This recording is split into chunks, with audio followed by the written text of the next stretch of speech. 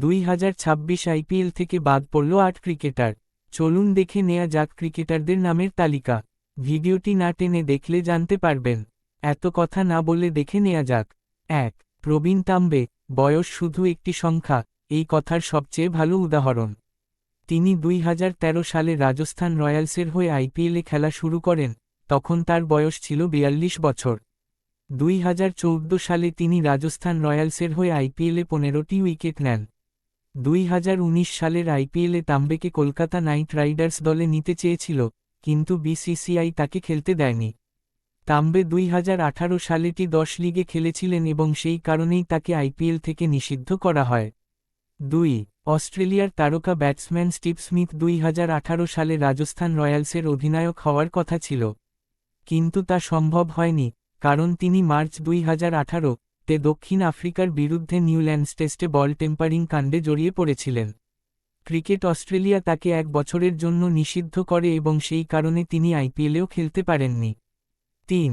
প্রাক্তন অস্ট্রেলীয় cricketer Luke পোমারসবাচের বিরুদ্ধে আমেরিকার এক মহিলা এবং তার বাগদত্তাকে মারধরের অভিযোগ ওঠে। এই ঘটনায় আইপিএলে বড় বিতর্ক সৃষ্টি হয়।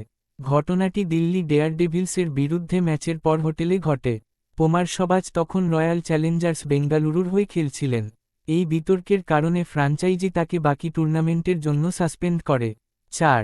রবীন্দ্র জাদেজা ক্রিকেট ইতিহাসের অন্যতম সেরা অলরাউন্ডার। এই মরশুমে তিনি আইপিএলে রাজস্থান রয়্যালসের হয়ে খেলতে দেখা যাবে, তবে 2010 সালের আইপিএল তিনি খেলতে পারেননি, কারণ তাকে টুর্নামেন্ট থেকে নিষিদ্ধ করা হয়েছিল। জাদেজা নিজের পারিশ্রমিক নিয়ে শুধু রাজস্থান নয়, অন্য দলগুলোর সঙ্গেও দরাদরি করেছিলেন। 5.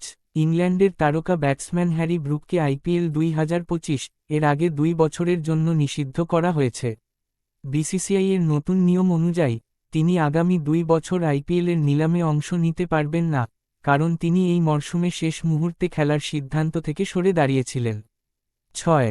কিংস 11-7 ডেভিড ওয়ার্নারও বল টেম্পারিং কাণ্ডে জড়িয়েছিলেন এবং ক্রিকেট অস্ট্রেলিয়া থেকে নিষেধাজ্ঞা পেয়েছিলেন। সেই কারণে তিনি সানরাইজার্স হায়দ্রাবাদের হয়ে আইপিএল 2018-এর পুরো মরশুম খেলতে পারেননি। 8. মোহাম্মদ আসিফ বিশ্বের অন্যতম বিপজ্জনক বোলার ছিলেন, বিশেষ করে নতুন বল হাতে। আইপিএলে গ্লেন ম্যাকগ্রার সঙ্গে তার জুটি দিল্লির হয়ে বেশ কার্যকর ছিল, তবে বিতর্ক তৈরি হয় যখন এই প্রাক্তন পাকিস্তানি পেসার ড্রাগ নেওয়ার ঘটনায় জড়িয়ে পড়েন। এর ফলে তাকে 1 বছরের জন্য আইপিএল থেকে নিষিদ্ধ করা হয়।